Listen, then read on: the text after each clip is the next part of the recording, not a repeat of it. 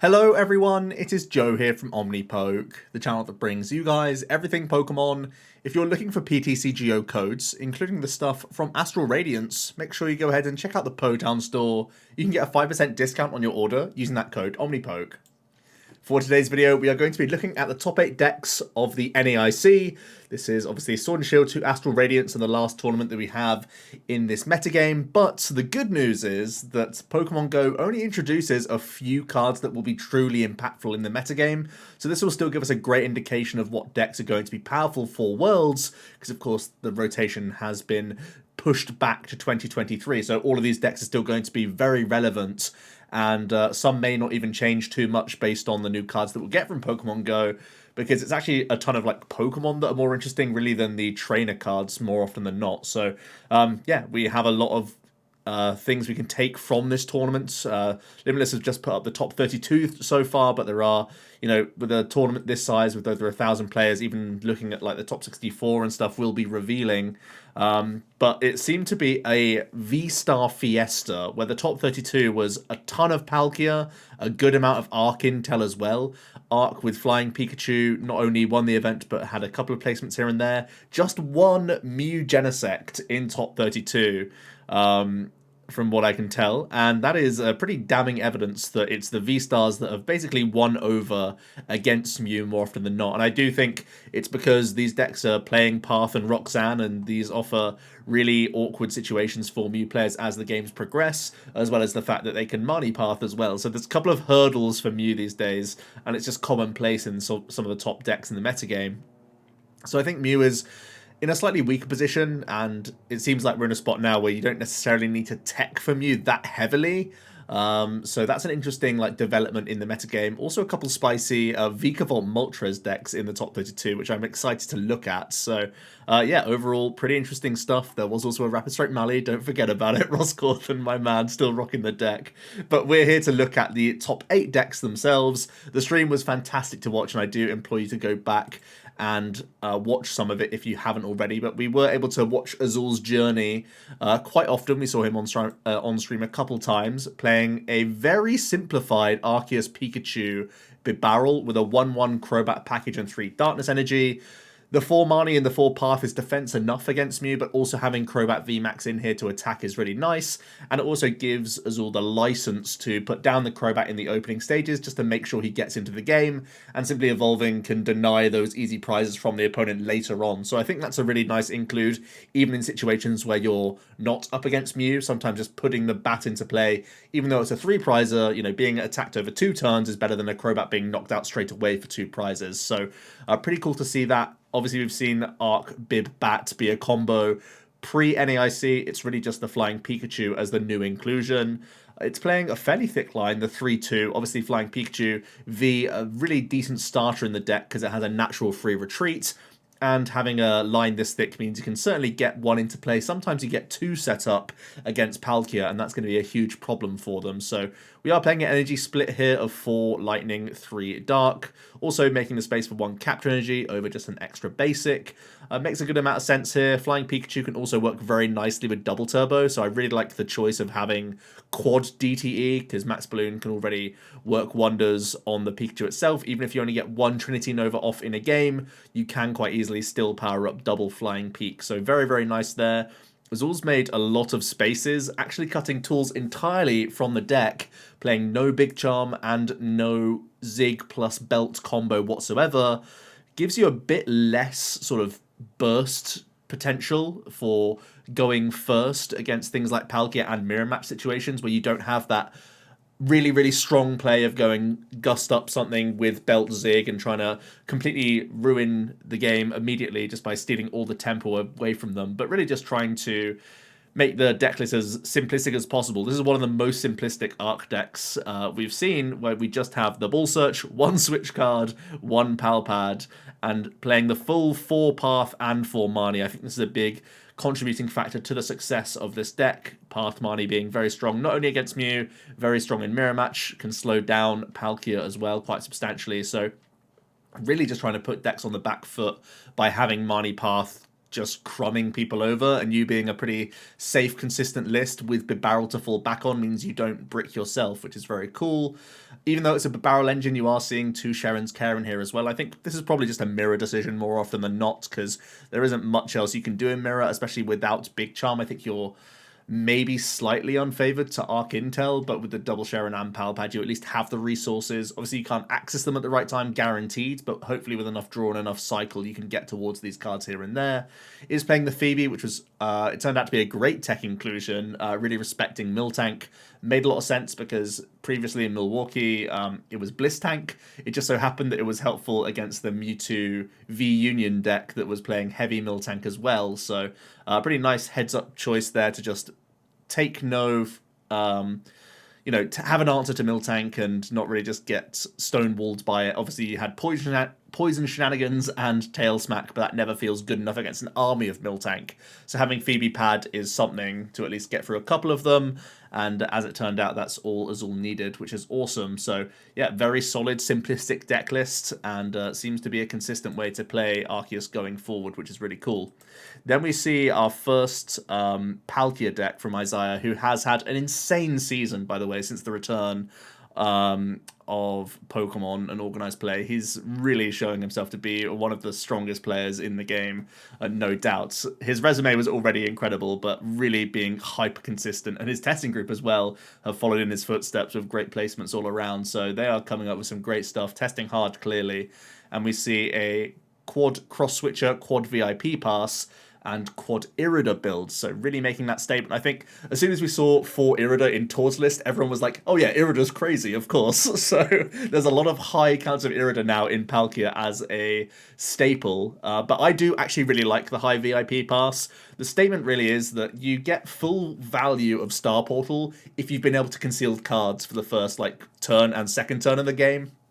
Sometimes even net the Greninja and reuse it, because in those instances, it not only opens up the door to attack with Subspace Swell if you turn one misattachment or whatever, but it also opens up the Moonlight Shuriken just much more reasonably, and it opens up the option to attack with the V, which we actually saw Bradner do a couple times, where he would belt up a V in situations where the opponent was trying to limit their bench out of Subspace Swell range. You just come in and do the belt play with the regular V, which is really cool. So very nice to see the VIP pass. It basically just is saying that Greninja is a crazy cracked card, and getting this established at the same time as a Palkia is just such immense value. When you have the 7 water, the 3 buckets, and the quartz, you get a lot of activations of that Greninja throughout the entire game, which supplements the Inteleon package very nicely. It's a pretty thin package, thinner than most, but you still get to deal all you want, especially with the high scoop-up net count, and Irida giving you great access to these cards throughout the entire game. Doesn't feel like it's a thin line, because you still have search quite easily every single turn. And Irida really does unlock the deck. It lets you do a lot with cross switches, of course. Still has Palpad and Boss, so you can do a lot of Gust with a deck, which I think is a big part of the success here, where you go that 2-2-2 route so well into many matchups, especially because it's playing Horn as well. You can do Horn cross switcher plays, Horn boss plays all the time, and it's a really nice package to have in the deck. The Palpad also very useful for Melanie reuse if need be, and just gives you that peace of mind in whatever situation you want for some of these one-off supporter cards, because you have such good draw and access to things. It just makes a lot of sense here. Choosing to play Zig over Quick Shooting is a reasonable one, I think. Subspace Swell is oftentimes hitting even numbers, so the Zigzagoon has to be combined with Net sometimes, but it can be done, and it's obviously a more immediate card in those situations where your opponent is limiting their bench. You can try and do some Choice Belt Zig math to get you back on even numbers, to be able to swell through things, even if your opponent's playing around it. So a streamlined, speedy list. They're on the VIPs for Milwaukee, and they've stayed true to that here, where you just have good turn ones more often than not. Because you have such high counts of the VIPs. Not seeing any tech attackers for the Palkia, so when things go wrong, they really do go wrong. And also not having the Starmie, potentially a little bit weak in the Arceus Pika matchup, actually, and other Arc matchups where they can just load up big guys. And obviously, it's most effective in Palkia decks playing the Starmie, because you just have great Star Portal or Melanie access. Potentially it's because they only play one Melanie, which is why they don't really feel the need for the Starmie, but I feel like it's still a decent card to have in the deck, and it's one that I would expect gets more value going into Worlds, actually, because Arc Peak is going to be more popular, I think, and having that explosiveness at just dealing with their V-Star straight away, no matter what their like board size is going to be helpful. Yes, it lets them come in and swing with a Peak to knock out a Starmie, but they would do the same thing with if it was a Palkier anyway, and it lets you sort of get on an even keel again and lets you prioritize that Roxanne that little bit earlier, which I think is a big comeback condition for you. So yeah, I think very solid list. No thrills really, just trying to be simplistic and straightforward, which is the opposite of Sander's deck. Sander, if you don't know Sander by now, you've been living under a rock, because he is one of the most ingenious, innovative control players that we have in the game. Really has become a specialist, and he's once again come up with this wacky concoction using a V Union, which won the hearts of many people watching the stream over the weekend. And it really focuses on this one part of the Mewtwo here that has the heal 200 from this Pokemon, which is actually very, very strong against Arceus players and Palkia players, because after a few Averys and limiting your own bench, even using Scoop Up Nets to pick up your early game consistency Pokemon, basically their damage cap is below 200 more often than not, especially with Tool Jammer getting rid of getting rid of Choice Belt. So you can literally sit there and heal every turn while they draw until they deck out, essentially, or till you get them into a situation where you've silenced enough Crushing Hammers back to where they don't attack you anymore. And that's when you hit them with 300 damage from Final Burn for 4 energy, or you hit them with 16 damage counters on their stuff as well. Another great way to clear Pokemon off the board, actually. But yeah, the Mewtwo can get into a checkmate position by filtering all the way down to the bottom of your deck and having an infinite deck combination where you have double Palpad for Silene, and you also have Yell's Cheer that can also loop these Silenes. So if you get one heads flip on Silene, very often the Palpad will be your selection. If you get 2 heads on Silene, that's when you can weave in Crushing Hammer. That's when you can weave in Twin Energy if you need that extra attachment. But the Yell's Cheer is always that fallback that can get the 2 Silenes back into your deck, plus an additional supporter card. For flexibility, be it Boss to try and trap stuff, be it Flannery for more energy removal, Sydney, or Cook for some minor healing if decks are going slightly above that 200 damage threshold. So the Mewtwo is very strong into those 2 decks. Also, with the amount of Flannery, Crushing Hammer, and with double Yveltal and the amount of draw this deck has, I also think it's pretty strong into Mew as well, just naturally through the recursion of energy denial. And I think the fact that most Mew players have sort of gone back away from basic energy and have gone back to 4 Fusion 3 DTE, obviously very good for a control deck, because Whimsicott is now out of the meta, so there's a lot less reason for people to play Psychic Energy. If they do, it would just be 1 copy and probably 1 core at most.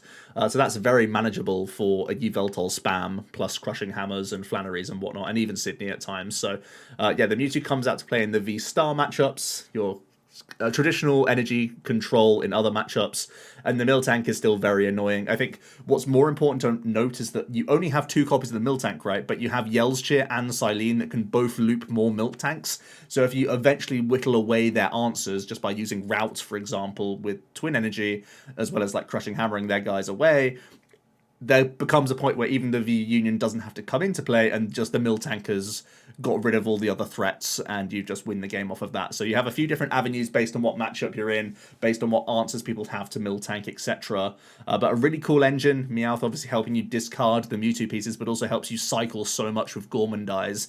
It's actually a very turbo package, and we saw Sander, after a couple turns, actually get very low in terms of his deck size, thanks to digging deep with Trekking Shoes, removing cards from hand with the Ball Search cards, getting that Snorlax live as quickly as possible, and yeah, just getting to that point where you can cycle your deck. Now, there are coin flips involved. There's actually a chance that the lock breaks, but you need to get a lot of Tails flips with the Silene. You have to flip, 10 Tails in a row to go wrong, where you need to flip double Tails on the first 2 Silenes, Palpad, then get double tails on 2 more, then Palpad. Oh, okay, it's way more than 10. It's like 16 flips that go wrong, including the Yells here getting 2 back. So yeah, very unlikely that the lock breaks. You're essentially infinite.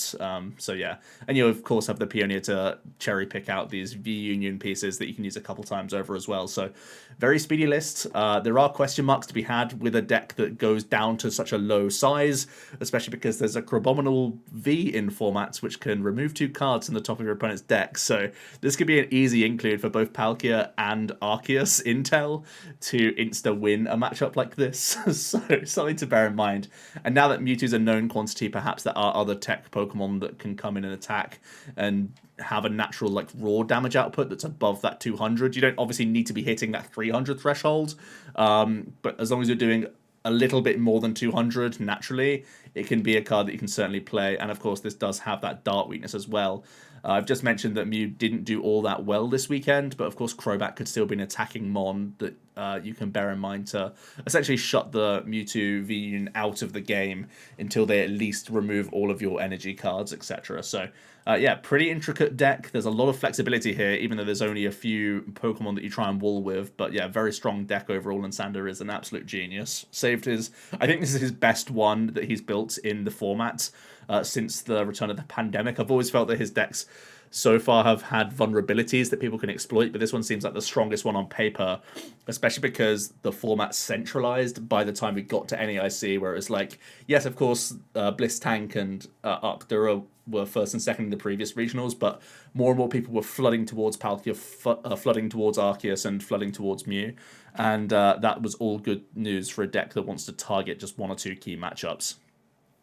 Then we have some more Arceus, this time with Inteleon, also proving to be good enough to still hang with the best decks and just be very consistent. And that's what we see with this list here, where it's a pretty straightforward 60, honestly, the thickest line of Inteleon that you really expect. Just having the Manaphy Dunce, once again, choosing to play no belt, no zig, so not having that combo aggressive potential. I think mostly it's just because it's playing like 1 boss and 3 DTE. You don't naturally hold enough of the pieces in hand that you can get the belt zig combo anyway. And Big Charm is actually, of course, really important for mirror match situations, so you can do the Sharon's Care more effectively. And it's also good against Palkia, where you can try and establish this early. Especially with a low bench, you can try and play your way around Subspace Swell, and you can play yourself around even the V doing 230 with their own belts. So Double Charm seems to be the right way to go with Arceus going forward. Gives you that little bit more leeway into the Palkia, because even though they do play the tool Jammer, it's obviously just essentially negating the tool that you've attached, whereas if they were playing, you know, a Scrapper, they can scrap a belt, and that's much more dangerous. That's actually something that Bradner had in his deck list, so a heads-up thing from them. But yeah, Big Charm seems to be the way to go with Arceus, I think. Make them have the full combo more often than not. Having the Collapse as a stadium bounce to other people's paths, as well as having some extra Palkia disruption / extra healing if need be, seems very smart. And yeah, just a very straightforward list, honestly. No thrills in the deck whatsoever. But I really like the simplicity of Arc Intel and just saying that you can out-consistency people in big tournaments. That's actually a really good strategy. We move on to Gustavo, who again has had an insane run in ICs this season, and is also playing Palkia. Some pretty straightforward stuff as well, just sticking to the Palkias to attack with, as well as the, you know, support of Radiant Greninja and the Inteleon line. Slightly thicker line here with that 4th Sobble.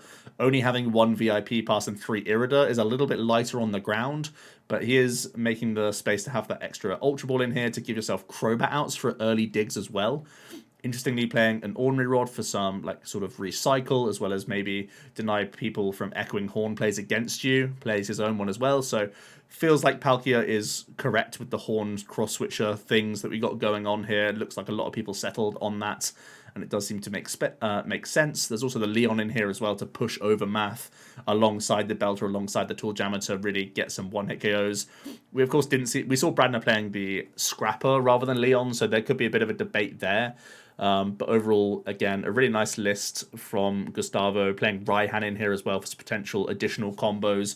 Maybe even gives you the chance to use a Greninja twice in a game. If you use it once and your opponent is, because of their prize map, forced to deal with other 2 prizes, you can then like get a Raihan attached and do more shurikens as well, which I think is kind of cool.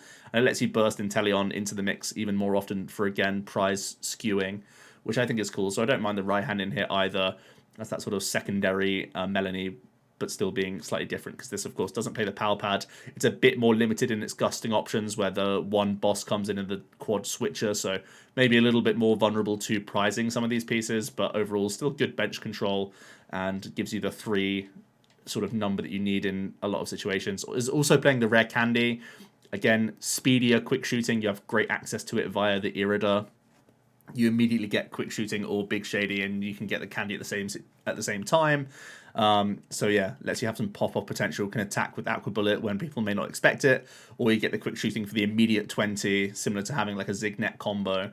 So that's also a cool thing to bear in mind, and can be more math skewing that your opponent may not be calculating naturally. If they see like one Drizzle in play, they can think you're limited at a certain amount, so play towards, you know, 1 less bench space or whatever. But with the burst of Candy, with the burst of Leon, and the burst of Echoing Horn, your opponent's never really safe and out of range. So very surprising and spicy list from Gustavo. A bit more techy, of course, than Bradner's, but still seems to be very strong. And again, Irida seems to be the way going forward.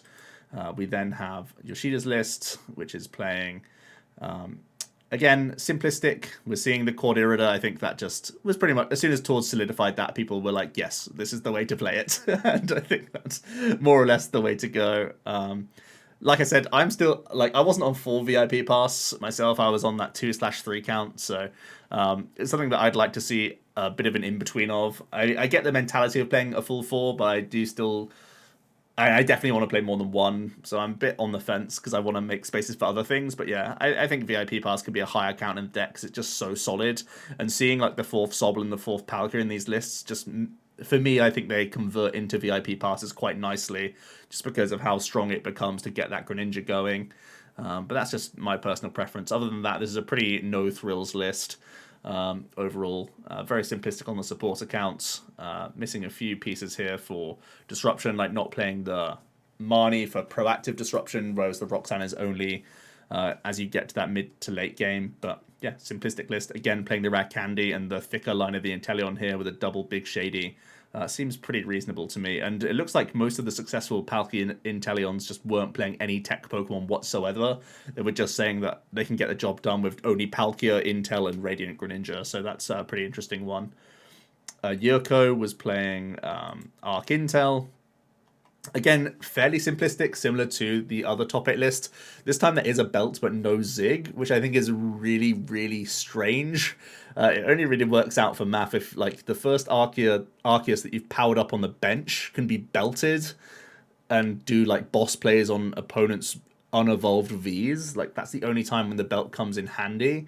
So I feel like that's a little bit strange, especially when there's no quick shooting in here or Zigzagoon. It just doesn't feel right. I feel like Double Big Charm is better, or you go the full distance and play Belt and Zigzagoon, so you can actually capitalize on 220 hit point Pokemon when you're player 1 and it's your second turn in the game, because you can do the full combo with Boss, Belt, Zig. And I'm surprised a lot of Arc players have dropped that combo. I've always felt it to be strong personally, but there's been a ton of results of Arc not having it included, so what am I to say about it, really? It's just playing the one Sharon's Care, but seems reasonable enough to me, and it's playing one Avery as well. Playing Avery and Collapsed, maybe this is some respect towards Reggie's, because it is also playing the Dunce as well. So pretty straightforward list again, but with a couple key tech includes, and the choice belt for me is still a little bit out of place, but let me know what you guys think about it. Do you think it's worth it at all, or do you think it has to be accompanied by the Zig? And then finally we have another Arc Intel here. This time is playing Starmie V. It's an interesting call, really. There's also a couple counts that I find really strange. So double Rod, double Pad, as well as double, like, Sharons. These are really thick lines of trying to loop supporters very handily. The double Rod seems really, really strange to me, honestly. It's a slow card already, and when, like, most of the time you play Rod, yes, it's obviously good at getting basic energies back for you so that you don't miss out on Trinity Nova, but also part of it is because you play cards like Manaphy to protect your dudes, and just having no protection whatsoever feels kind of risky to me. Then the Starmie is, again, a bit of a weird one. I still feel like it's a strong card. It's a decent mirror tech, of course, and like other Arc mirrors where it's like Dura and stuff like that, where they have to commit, but it's still hard to weave in at times. You have to combine it with like a net most of the time if it's coming down onto the bench that turn, and you need to Melanie to it as well. So it commits you in a few different directions, and a lot of time you want the like burst to come alongside like Roxanne's, where you take out the attacker and Roxanne on the same turn, and you just can't do that very well with the Starmie. I much prefer Starmie being in the Palkier list, so it's really interesting that the highest placing Starmie wasn't in Palkier at all, but I feel like that's where its best home is.